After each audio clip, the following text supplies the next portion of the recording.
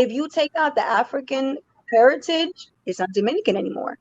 We wouldn't be Dominicans, that culture that we are. What makes us who we are? Because that is the foundation of what really created Dominican culture.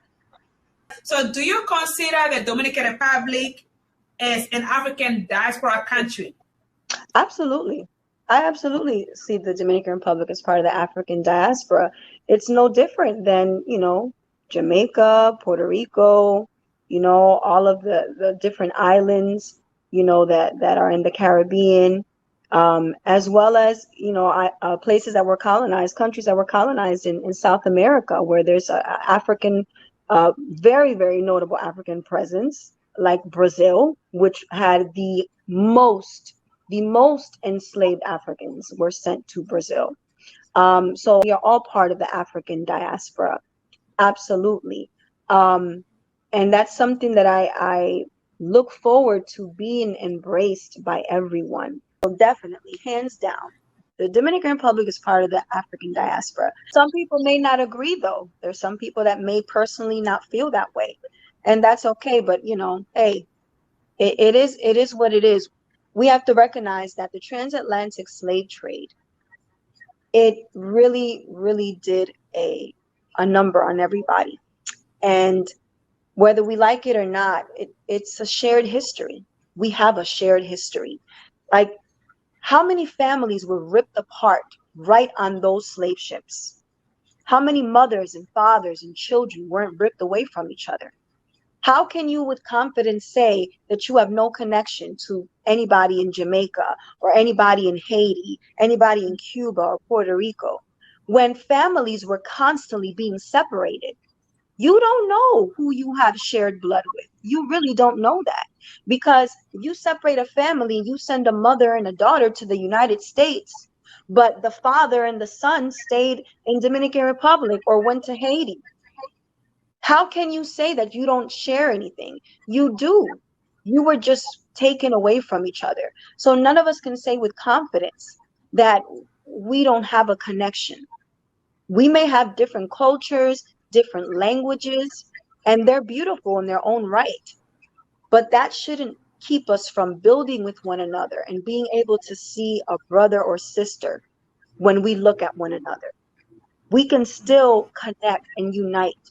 And that's the thing that I really pray and I fight to do. What African influence and heritage is evident in the Dominican Republic culture, way of life, and people? Well, definitely our food, the gastronomy. I mean, first, of course, the national dish, which is mango, with the tres golpes, the three hits. Mango is really comes from mangusi, and it is the African tradition of boiling root vegetables and mashing them together.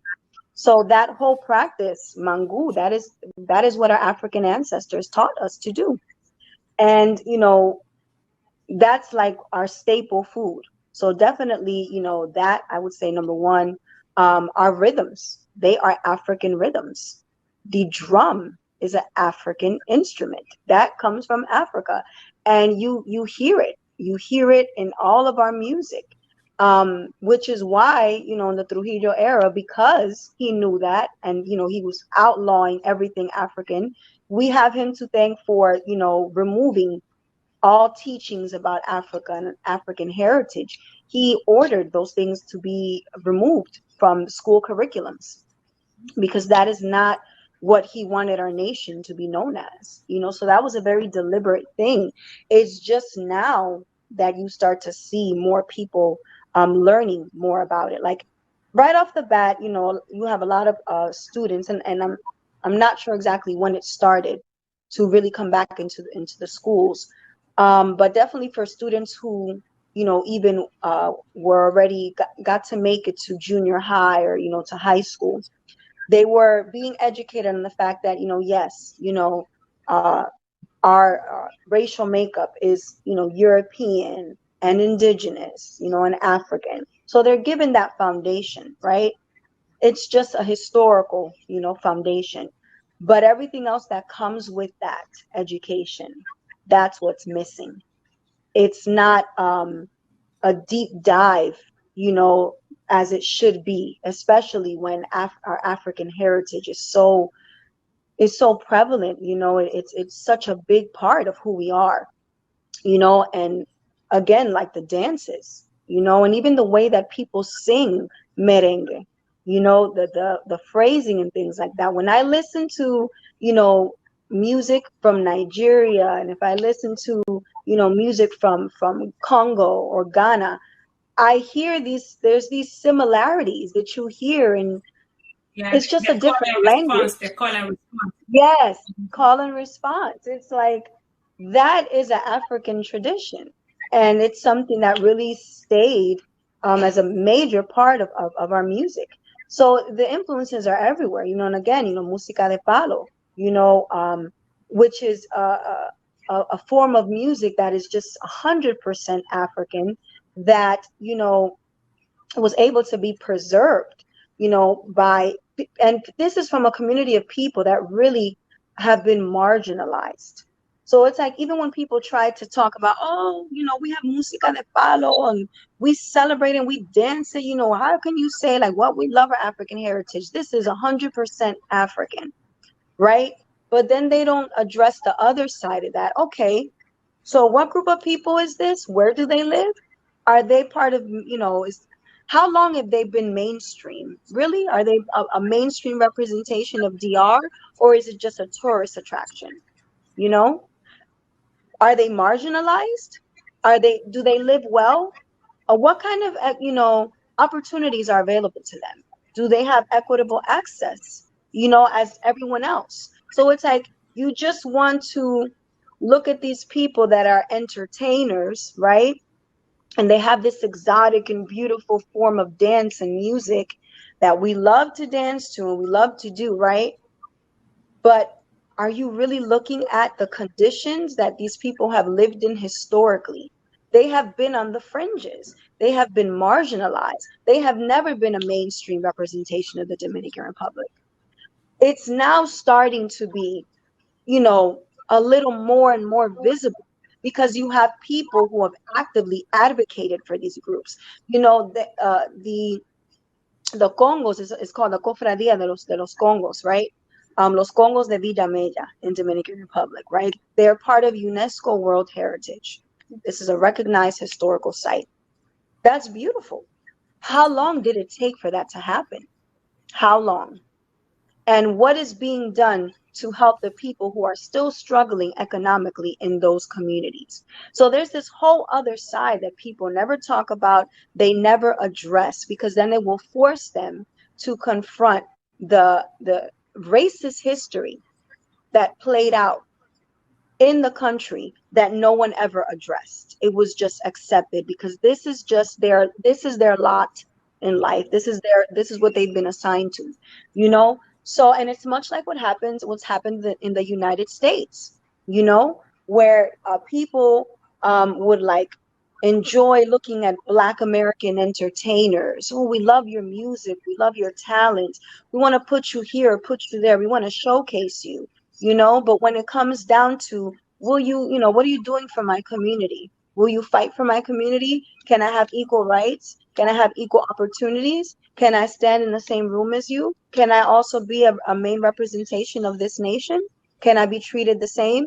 So that's the other side of it, that people don't always address and they don't always look at. There's a history to these people that have such a strong African presence in the DR. I mean, they still practice their African religions, and they are very proud of their customs and their cultures, And then there's some of them who have infused that with Catholicism, because even with the música de palos, some of them honor different African deities, and some of them honor Catholic, saints and things like that, and figures within Catholicism.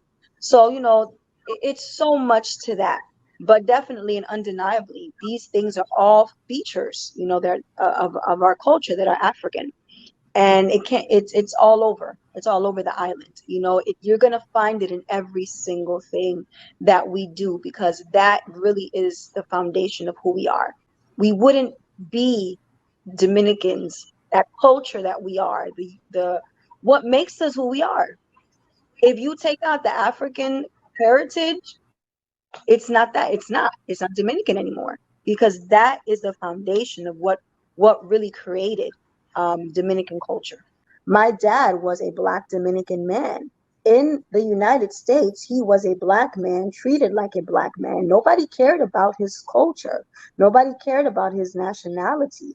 He was treated like a Black American man. And then, he has 3 daughters with my mother, and my middle sister, she presents more visibly Black than I do. So her experience was different than my experience.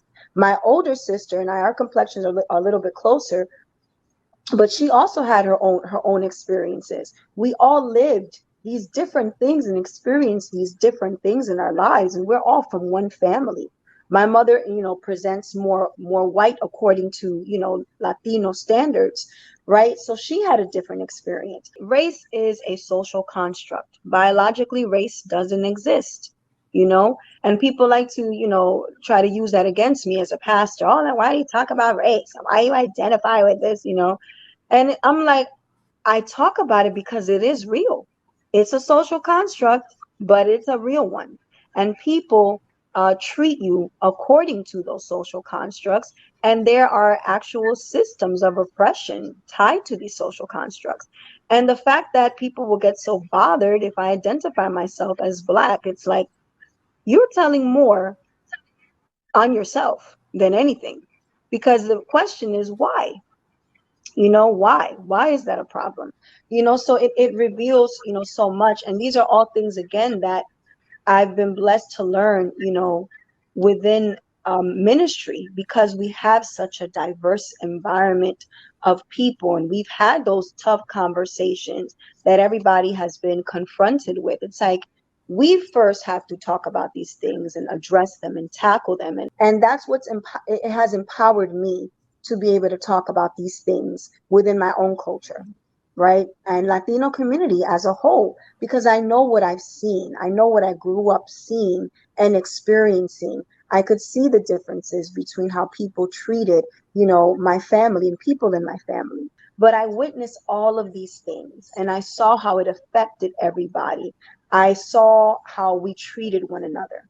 And I interacted, and I witnessed people from other parts of Dominican Republic, because people try to say, oh, that's a Cibao thing. That's only because you guys in the Cibao in Dominican Republic, you guys are all white, and it's like, nope. There's people from all different parts of DR, okay, and you'll see the same thing over and over again, because it was on a national level, and it's normal to a lot of people, and there's people still that will feel like, no, we're not part of the African diaspora. I disagree. Beautiful. Beautiful and very well stated. Thank you so much.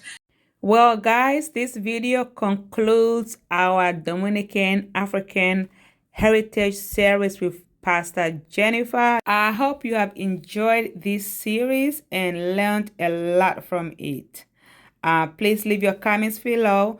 Don't forget to like, share, and subscribe. And thank you so much once again to Pastor Jennifer for bringing us her insight and blessing us in so many different ways.